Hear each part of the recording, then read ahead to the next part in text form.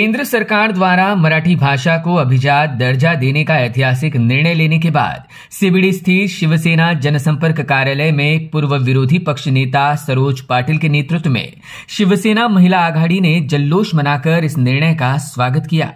इस दौरान शिवसेना उपनेता विजय नाहटा विशेष रूप से उपस्थित थे।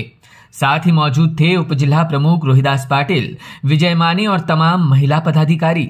इसी के साथ मुख्यमंत्री एकनाथ शिंदे के आदेश और विजय नाहटा के फॉलोअप से नवी मुंबई की सारी जमीन फ्री होल्ड करने के फैसले की खुशी भी यहां हर किसी के चेहरे पर देखने मिली।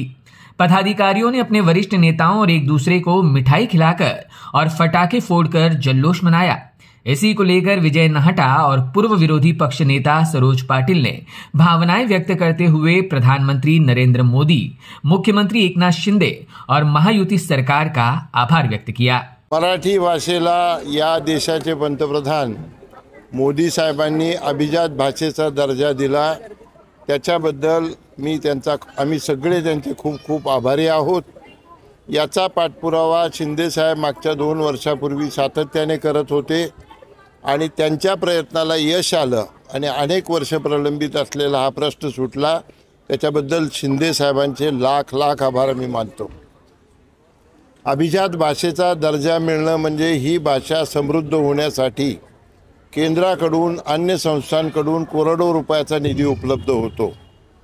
माझ्या अपेक्षेप्रमाणे 500 कोटी रुपयाचा निधी आपल्याला आपली भाषा समृद्ध करण्यासाठी मिळणार आहे आणि त्यामुळे मराठी भाषेमध्ये सगळ्या प्रकारचं ज्ञान, सगळ्या प्रकारचे शास्त्रीय माहिती उपलब्ध होण्यासाठी याचा उपयोग होणार आहे।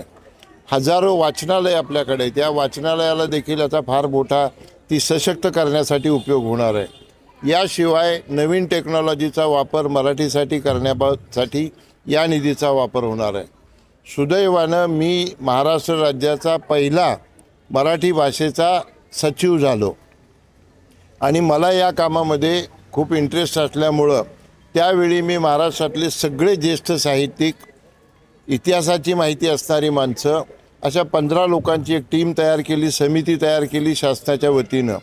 त्यांच्या पुण्यामध्ये, मुंबईमध्ये अनेक बैठका घेतल्या आणि मागच्या 700-800 वर्षाचे पुरावे आम्ही त्या माध्यमातून गोळा करण्याचं काम केलं। केंद्र सरकारला दिल्लीमध्ये हे प्रतिनिधींना घेऊन गेलो। त्या डायरेक्टरना आम्ही समजावून सांगितलं की मराठी भाषेला दर्जा मिळणं कसं गरजेचं आहे। तो प्रश्न त्यावेळी सुटला नाही, आज सुटला। आम्ही जे लोपटं लावलं होतं त्याचं फळ आज आम्हाला मिळालं, याचा मला फार अभिमान आहे। दुसरा मुद्दा होता, आज या ठिकाणी फ्री होल्ड या शहरामध्ये झालेलं आहे आणि सगळ्या 12 लाख लोकांची सिडकोच्या जातातून मुक्तता झालेली आहे। त्याच्यासाठी मी सातत्यानं मुख्यमंत्री एकनाथजी शिंदे साहेब नगरविकास मंत्री असल्यापासून पाठपुरावा करत होतो आणि एकनाथ शिंदे साहेब येणाऱ्या 2 दिवसामध्ये 3 दिवसामध्ये त्याचा शासन निर्णय जाहीर करतील। या 10-12 लोकांना त्याचा फायदा होईल। परत सिडकोच्या दारात परवानगीसाठी, NOCसाठी, मॉर्गेजसाठी, विक्रीसाठी जाण्याची गरज नाही। या निर्णयामुळे शिवसेनेकडे पाहण्याचा, शिवसेनेला पाठिंबा देण्याचा रीग लागली लोकांची आणि या दोन्ही गोष्टी खूप मोठ्या असल्यामुळं त्याचा जल्लोष सरोज यांच्या नेतृत्वाखाली अतिशय शॉर्ट नोटीस देऊन शेकडो महिला या ठिकाणी आल्या। त्यांनी फटाकडे वाजवून लाडूचं वाटप करून त्याचा जल्लोष या ठिकाणी केला। या सगळ्या महिला भगिनींचं मी खूप खूप अभिनंदन करतो। एकनाथ शिंदे साहेबांचे खूप खूप आभार मानतो।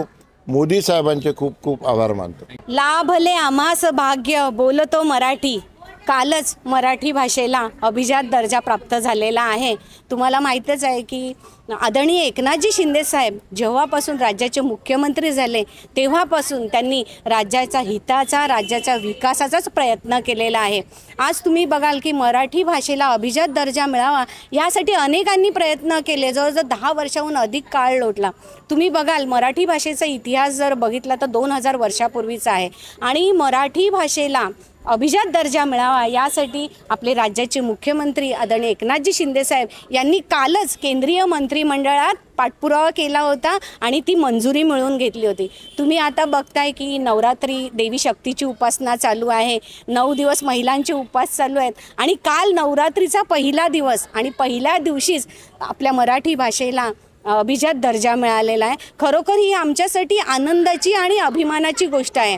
तसं बघायला गेलं तर राज्यातील 13 कोटी जनतेला हा अभिजात मराठी भाषेचा अभिजात दर्जा मिळालेला आहे. तो उत्सवाचा क्षण आहे. प्रत्येकजण जल्लोष साजरा करत आहेत आणि खरोखर त्याचा जल्लोष साजरा करण्यासाठी मी आमचे आदरणीय उपनेते विजयजी नाहटासाहेब, विजयजी चौगुले साहेब यांच्या मार्गदर्शनाखाली आमची सर्व महिला आघाडी, महिला जिल्हा प्रमुख या नेतृत्वाखाली इथे जल्लोषाचा कार्यक्रम घेतला होता.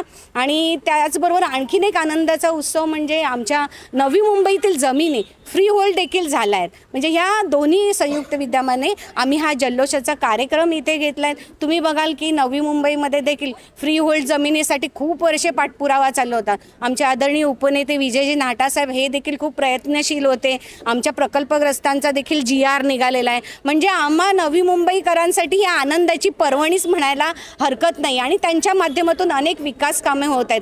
तर त्यासाठी आज जो हा जल्लोषाचा कार्यक्रम घेतला होता, मी आपले देशाचे पंतप्रधान नरेंद्रभाई मोदीजी यांचे मनापासून आभार मानते आणि अभिनंदन करते की त्यांनी मराठी भाषेला हा दर्जा प्राप्त करून दिलेला आहे. कारण मराठी भाषा ही आंतरराष्ट्रीय दर्जात त्याचा गौरव वाखण्यात येईल. आणि त्याचप्रमाणे आपण जर बघतोय मराठी भाषेला आंतरराष्ट्रीय लेवलवर, देश पातळीवर अगदी मोठ्या उत्साहात ती मराठी भाषा पुढे जाईल. कारण मराठी भाषेचा नुसता विकासच होणार नाही आहे, तर त्याचा संशोधन, त्याचं सगळं मराठी भाषेचं जे काही कार्य आपलं आहे ते आंतरराष्ट्रीय दर्जाच्या लेवलवर पोचलं जाईल. आणि त्याचमुळे आम्हा सर्व लोकांना, मराठी बांधवांना इतका आनंद झालेला आहे. आणि तो उत्सव आणि तो जल्लोष साजरा करण्यासाठी आम्ही आज इथे सगळे जमलेलो होतो. तर आमच्या सर्व महिला आघाडीच्या वतीने मी राज्याचे पंतप्रधान आदरणीय नरेंद्रभाई मोदी यांचे खूप खूप आभार मानते, अभिनंदन करते. तसेच आपलं महायुतीचं सरकार आहे यांचं देखील सर्व नेते जे आहेत त्यांचं सर्वांचं मी अभिनंदन करते.